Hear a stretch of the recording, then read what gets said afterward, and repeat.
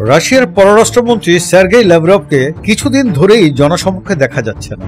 বিষয়টির শুরু হয় গত 23শে অক্টোবর হাঙ্গেরিতে বুদাপেস্টে মার্কিন প্রেসিডেন্ট ডোনাল্ড ট্রাম্প ও রাশিয়ার প্রেসিডেন্ট ভ্লাদিমির পুতিনের মধ্যে যে বৈঠকটি অনুষ্ঠিত হওয়ার কথা ছিল 23শে অক্টোবর, সেই 23শে অক্টোবরের আগে ল্যাভরভের সঙ্গে মার্ক রুবিওর কি কথা হয়েছিল, তার পরিপ্রেক্ষিতেই কি দূরত্ব, বিষয়টি নিয়ে নানা গুঞ্জন চলছিল।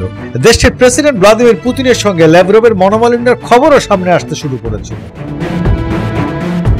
তবে ক্রেমলিন গতকাল শুক্রবার এই ধরনের আশঙ্কার কথা প্রত্যাখ্যান করেছে। ক্রেমলিন নিশ্চিত করেছে সের্গেই ল্যাভরভ ভ্লাদিমির পুতিনের দৃষ্টি থেকে বাইরে চলে গেছেন এমন অনুমান মিথ্যা।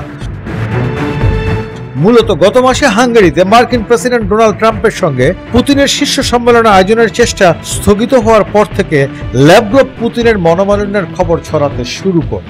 সাবেক সোভিয়েত কূটনীতিক ৭৫ বছর বয়সী ল্যাভরভ আলোচনার মাধ্যমে সমস্যা সমাধানের জন্য পরিচিত।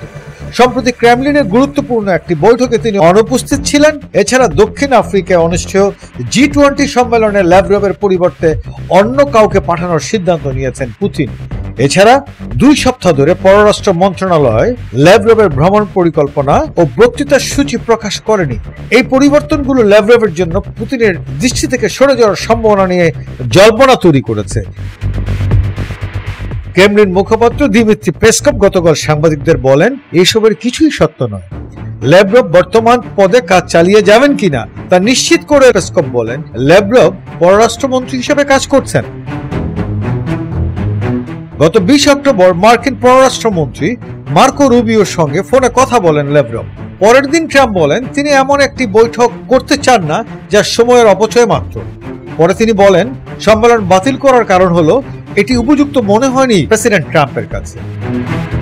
রয়টার্স ও অন্যান্য সংবাদ মাধ্যম জানিয়েছে, ল্যাভরভের মন্ত্রণালয় থেকে মেসেজ আসার পর ওয়াশিংটন নতুন সম্মেলন বাতিল করেছে, যা ইঙ্গিত দিয়েছে মস্কো ইউক্রেন নিয়ে কঠোর দাবিতে আপোষ করতে প্রস্তুত নয়।